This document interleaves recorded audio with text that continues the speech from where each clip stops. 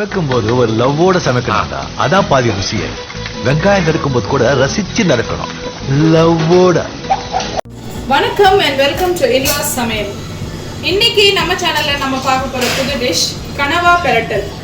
இது வந்து நிறைய ஊர்ல அதிகபட்சம் கனவான்னு தான் சொல்லுவாங்க. ஆனா இங்க சென்னையில வந்து இதை கடம்பான்னு சொல்லுவாங்க. வாங்க அதுக்கு என்னென்ன தேவை, எப்படி செய்யலாங்கிறத பார்க்கலாம். வணக்கங்க. இப்போ வந்து இந்த கடம்பை செய்கிறதுக்கு என்னென்ன பொருள் தேவைங்கிறத நான் சொல்லிடுறேன். நான் வந்து ஒரு சின்ன வெங்காயம் ஒரு 1/4 கிலோ எடுத்து நல்லா பொடிசாக கட் பண்ணி வச்சுருக்கேன். இந்த மாதிரி கட் பண்ணி வச்சுருக்கேன். அதுக்கு வந்து 3 தக்காளி கட் பண்ணி வச்சுருக்கிறேன். பச்சை மிளகா ஒரு 5 பச்சை மிளகா இப்படி நீளமாக கீறி வச்சுருக்கிறேன் முழுசாக போடுறதுக்கு. 2 உருளைக்கிழங்கு கட் பண்ணி வச்சுருக்கேன். அந்த உருளைக்கிழங்கு தாளிக்கிறதுக்கு கொஞ்சம் கருவேப்பிலை, கடுகு, உளுத்தம்பருப்பு, கொஞ்சம் வெந்தயம், பெருஞ்சீரகம், சின்ன சீரகம் இத்தனைக்குமே சேர்த்துக்கிட்டேன்.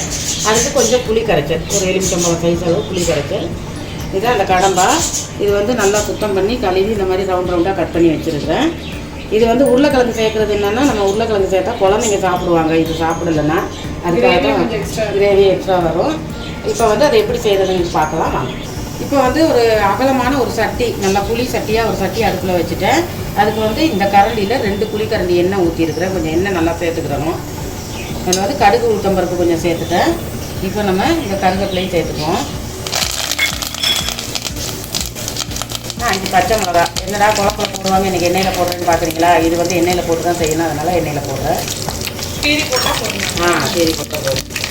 இது நல்லா கொஞ்சம் ஓரளவுக்கு வதங்கினோன்னே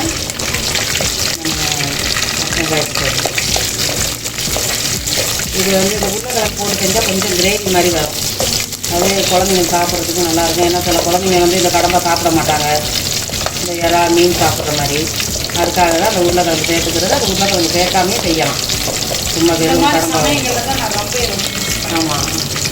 இப்போது கட் பண்ணி வச்சுருக்கிறேன். இந்த சின்ன வெங்காயத்தையும் சேர்த்துக்கிறேன். இது 1 கப் அளவு சின்ன வெங்காயம். ஆமாம், 1/4 கிலோ இருக்கும். 1 கப்பு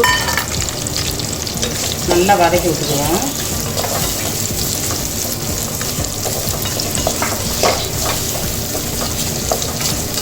இதே நம்ம சட்டியில் தான் செய்யணும், இந்த கடாயில் கூட செய்யலாம். குழம்பு வைக்கும்போது சட்டியில் பற்றிதான் ஈஸியாக இருக்கும், பெரட்டுறதுக்கும் ஈஸியாக இருக்கும். இந்த கடம்பா நம்ம பெரட்டல் பண்ணிவிட்டு அதுக்கு வந்து ஒரு பொடியானமோ இல்லை ஒரு ரசம், தக்காளி ரசம் இல்லை மிளகு ரசம் அந்த மாதிரி கூட நம்ம வச்சுக்கலாம். இதில் வந்து நான் வெங்காயம் வதங்கிறதுக்கு ஒரு ஸ்பூன் உப்பு சேர்த்துக்கிறேன். வெங்காயம் கொஞ்சம் இருக்குது, நல்லா வதங்கணும். இப்போது இந்த வெங்காயம்லாம் நல்லா வதங்கிடுச்சு. இந்த அளவுக்கு வதங்கி வரணும். அந்த இதில் பெரட்டும் போது நல்லா ருசியாக இருக்கும். நல்லா வதங்கிடுச்சு. இப்போ நம்ம ஒரு 3 தக்காளி கட் பண்ணி வச்சுருக்கேன். தக்காளியும் சேர்த்துக்கிறேன். வெங்காயம் நல்லா வதங்கினோன்னா தான் நம்ம இந்த தக்காளி சேர்த்துக்கிறோம். ஆமாம், அதான் பருப்பு வெந்துக்கிட்டு இருக்கு. ஏன்னா இந்த பெரட்டலுக்கு நாங்கள் ஒரு ரசம் வைக்க போகிறோம். தக்காளியும் போட்டு நல்லா அப்படியே இன்னும் கொஞ்சம் தக்காளியெல்லாம் நல்லா மசிஞ்சு வர்ற அளவுக்கு வதங்க விட்டுருவோம். இப்போ நம்ம இந்த வெங்காயம் தக்காளி எல்லாம் நல்லா மசிஞ்சு வெந்து வந்துருச்சு. அதில் வந்து நான் கட் பண்ணி வச்சுருக்கிறேன் உருளைக்கிழங்கு 2 அதையும் சேர்த்துறேன். மசாலா ஐட்டம்லாம் வந்து நம்ம இதெல்லாம் கொஞ்சம் வதங்கினோன்னா தான் போடணும். அதுக்காக தான் நான் ஃபஸ்ட்டு இதெல்லாம் வதக்கிக்கிறேன். அதையும் சேர்த்து நல்லா வதக்கிட்டு இதை க்ளீன் பண்ணி வச்சுருக்கோம்ல கடம்பா, அதாவது கனவா, அதையும் போட்டுருவோம். அதில் இதெல்லாம் வந்து நல்லா எண்ணெயிலே வதங்கணும். நல்லா வதங்கி கொஞ்சம்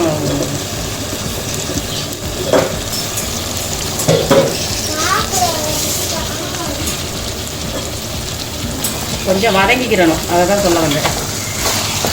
நல்லா போட்டு நல்லா இப்படி கிளறி விட்டுருவோம். இந்த உருளைக்கிழங்கு கனவா 2மே சேமாக வேகணும்.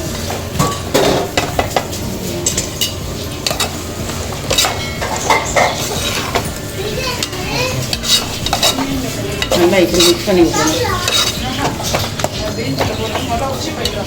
அது கொஞ்சம் நேரம் வதங்கட்டும். நம்ம அப்புறமா மசாலாலாம் சேர்த்துக்குவோம். மூடி போட்டு மூடிடணும். நீங்கள் கடம்பா உருளைக்கிழங்கு எல்லாம் அப்படியே போட்டு பாருங்கள். அந்த கடம்பாவிலே தண்ணி இருக்குது. நான் அவ்வளோ தண்ணி இருக்கு தான் வச்சேன். எண்ணெயவே காணும், வெறும் தண்ணியாக இருக்குது. இந்த கடம்பாவில் அதுதான் ஸ்பெஷல், தண்ணி ஊறுது. இந்த தண்ணியிலே எல்லாம் வேகணும். இப்போ பாருங்கள், எல்லாம் நல்லா வெந்து சுருங்கி போயிருக்கு. இப்போ நான் இதில் வந்து மசாலாலாம் சேர்த்துக்கிற போகிறேன். அதுக்கு முன்னாடி ஒரு அரை ஸ்பூன் இஞ்சி பூண்டு பேஸ்ட்டு சேர்த்துக்கிறேன். இந்த ஸ்பூனில் அரை ஸ்பூன் அதையும் சேர்த்து நல்லா கிண்டி விட்டுருவோம். எஸ், வேணும். கிண்டி விட்டுட்டு இப்போ மசாலாலாம் சேர்க்க போகிறேன். நான் ஸ்பூனில் ஒரு அரை ஸ்பூன் மஞ்சள் பொடி,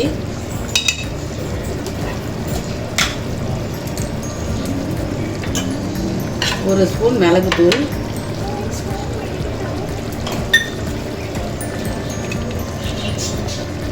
ஜீரகத்தூள் 1.5 ஸ்பூன்.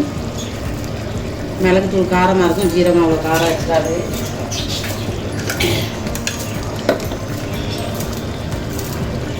மிளகாத்தூள் இந்த ஸ்பூனில் 2 ஸ்பூன் சேர்த்துக்கிறேன். உங்களுக்கு தேவைன்னா 2 ஸ்பூன் சேர்த்துக்கோங்க, இல்லைன்னா நீங்கள் 1.5 ஸ்பூன் கூட சேர்த்துக்கலாம்.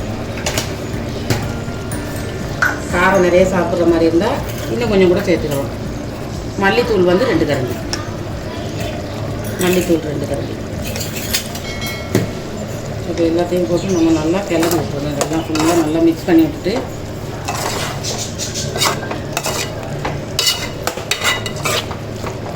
இது வந்து தேங்காய் பால் ஊற்றியும் ஆக்கலாம், தேங்காய் பால் இல்லாமலும் செய்யலாம். வெறும் எண்ணெயிலேயே கூட வதக்கி எடுத்துக்கலாம்.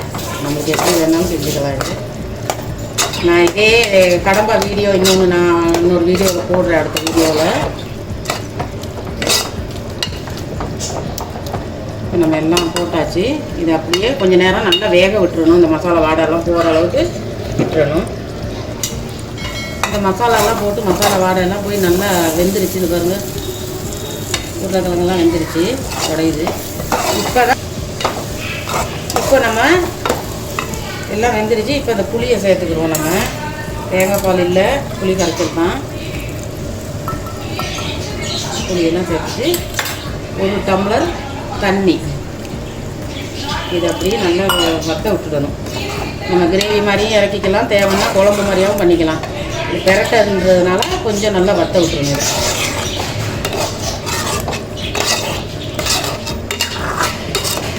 நம்மளுக்கு தேவைன்னா இந்த பதத்தில் கூட இறக்கிக்கலாம், இல்லை இன்னும் கொஞ்சம் வத்த விட்டுக்கலாம்.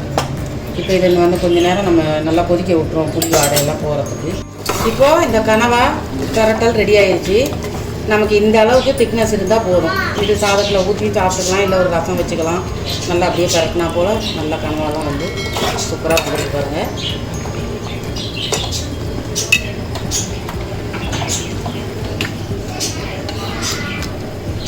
இதுதான் கடம்பா பெரட்டல். இந்த உருளைக்கிழங்கு கலரெல்லாம் மாறி பார்க்கவே சூப்பராக இருக்குது. அதுவும் கடம்பா மாதிரியே இருக்குது பார்க்குறதுக்கு. ஸோ நல்ல டேஸ்டான ஒரு கனவா அல்லது கடம்பா பெரட்டல் எப்படி செய்யுதுன்னு பார்த்தீங்க. பார்க்கவே ரொம்ப கலர்ஃபுல்லாக அழகாக இருக்குது. கிரேவியும் நல்லா திக்காக இருக்குது. இதை கண்டிப்பாக நீங்கள் எல்லோரும் வீட்டில் ட்ரை பண்ணி பாருங்கள். ட்ரை பண்ணிவிட்டு எப்படி இருந்ததுன்னு சொல்லுங்கள். நிச்சயமாக உங்கள் எல்லாருக்கும் பிடிக்கும். இன்லாஸ் சமையலுக்கு சப்ஸ்கிரைப் பண்ணாதவங்க எங்கள் சேனலுக்கு சப்போர்ட் பண்ணுங்கள், சப்ஸ்கிரைப் பண்ணுங்கள். அடுத்த ஒரு நல்ல டேஸ்டியான பியூட்டிஃபுல் டிஷ்ஷோட உங்களை சந்திக்கிறோம். until then bye. ஆமாம், ஓகே, நானும் சொல்கிறேன், எங்கள் சேனலுக்கு சப்ஸ்கிரைப் பண்ணுங்கள். வணக்கம், பாய். சமைக்கும் போது ஒரு லவ்வோட சமைக்கணும்டா, அதான் பாதி ருசியே. வெங்காயம் நறுக்கும் போது கூட ரசிச்சு நறுக்கணும், லவ்வோட.